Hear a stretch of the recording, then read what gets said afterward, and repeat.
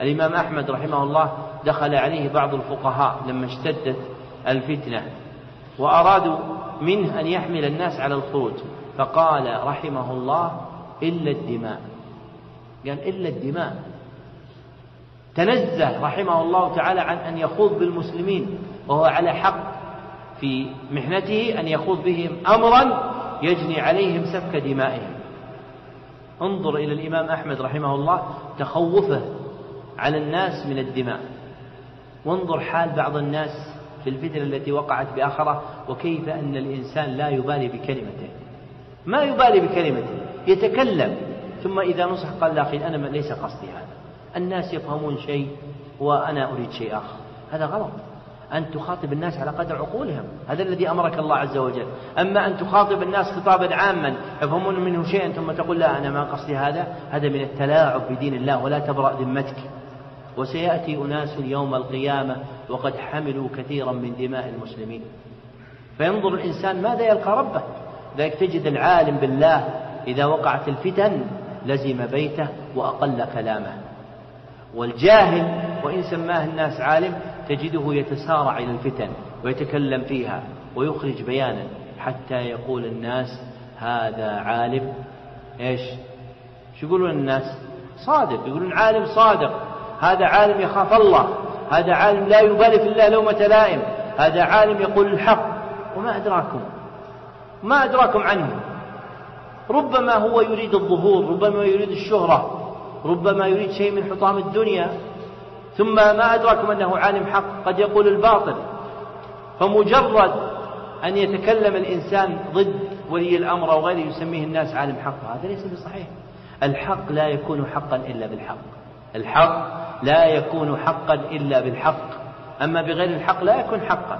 فمثلا حاكم ظالم طاغي جبار لك معه مقامان، أن آتي إليكم هنا وأتكلم لكم عن ظلمه وطغيانه وجبروته، والمقام الآخر أن أذهب إليه وأتكلم إليه ناصحا له ومحذرا عن ظلمه وجبروته وطغيانه. أيهم الذي يكون على الحق؟ الثاني. ما الدليل؟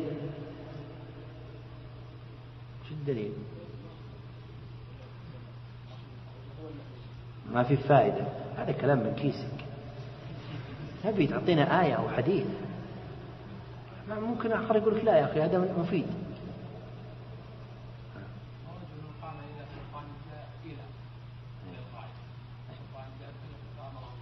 أحسن، هذا حديث. ورجل قام إلى سلطان جائر فأمره ونهاه، قام إليه ما قام إلى الناس. طيب جاك واحد قال يا أخي حديث أبي سعيد الخدري عند الترمذي أفضل الجهاد كلمة حق عند سلطان جائر، لا تكمموا أفواهنا دعونا نتكلم. وش رأيكم؟ ما الجواب؟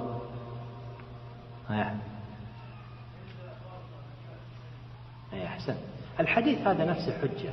أفضل الجهاد كلمة حق عند سلطان جائر، تأتي إلى السلطان وتكلمه بما شئت، هذا عنده، هذا نعم، هذا الذي يكون عالم حق، هذا الذي يكون لا يخاف في الله لومة لائم، هذا الذي يريد ما عند الله سبحانه وتعالى.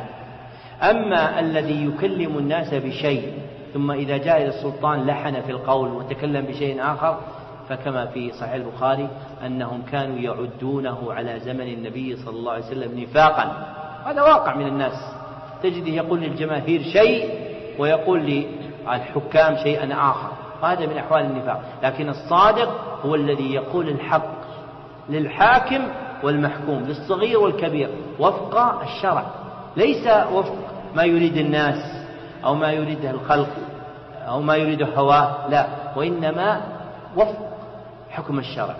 واضح؟ طيب لو جاءك واحد وقال لك يا أخي أنت لا بد يكون لك موقف، كيف تسكت؟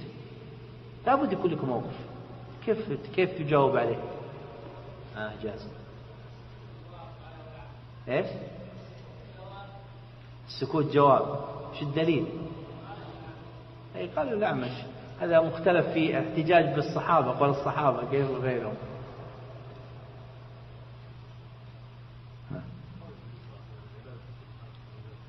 طيب العبادة في الهرج، بنعبد الله وبنتكلم.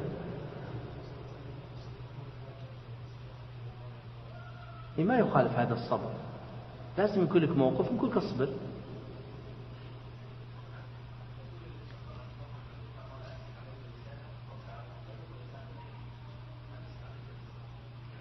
يعني هذا عزيز. أيوة أي أحسن.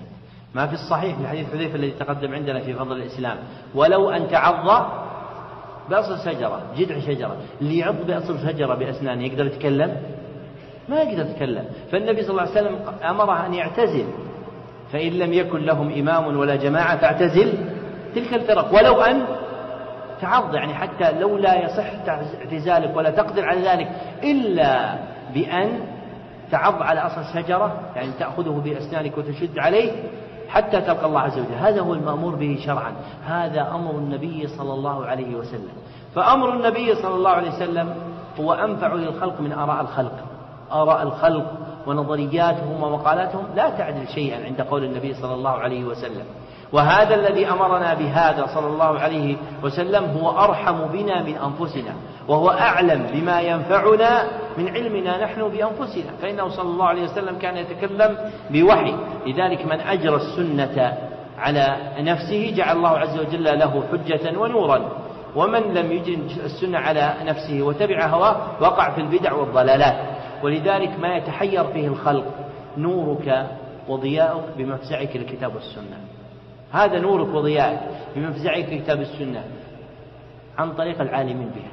العالم بها الذي يرشدك، هو يرشدك. ما تروح تقول أفزع كتاب السنة، يروح يأخذ لي كتاب ويطلع منها أحاديث، يروح واحد يدور الأحاديث يعني يقول لا ما كتاب الإمارة لا، نروح كتاب الجهاد نأخذ أحاديث الجهاد. طيب كتاب الإمارة هذه أحاديث، قال لا يا أخي هذه كتاب الإمارة في اللي كانوا قريبين من عهد النبي صلى الله عليه وسلم لين القرن الثالث، ما بعدهم لا تغيروا، فهؤلاء لا يتعلق بهم باب الإمارة. هذا يدلك على الهوى، لأنه جعل من أحاديث النبي صلى الله عليه وسلم ما يؤخذ وما لا يؤخذ، سواء قاله بصريح لسانه أو قال ذلك حكما باعتبار تصرفاته. والله عز وجل لم يخلق لك إلا نفس واحدة، هذه النفس تعبدها لله عز وجل، ما تعبدها للناس. مهما وصفك الناس بأنك متخاذل متواني أو غير ذلك من الألفاظ لا تبالي بالناس، أنت تنظر إلى الله سبحانه وتعالى، ماذا أمرك الله سبحانه وتعالى به وتثبت عليه مع دوام النصيحة للخلق. يجب على الإنسان أن يصبر وأن ينصح للخلق محبا لهم الخير، لا أن يسارع إلى التشهير وإلى الحكم بالجرم عليهم، هذا ليس لك، هذا إلى القضاء. إنسان تكلم وأخطأ تقول أخطأ، أما أن تصدر عليه أنت أحكام كما تشاء هذا ليس لك. هناك جهات مخولة بالأحكام على الناس يرجع إليها في القضاء، وهناك ولاية منتظمة في هذا البلد، وهناك سياسة شرعية يعرفها العالمون بها. فلا ترشح نفسك إلى ما لا تترشح له، فإن طموحك إلى هذا مما يوهن عبوديتك لله سبحانه وتعالى.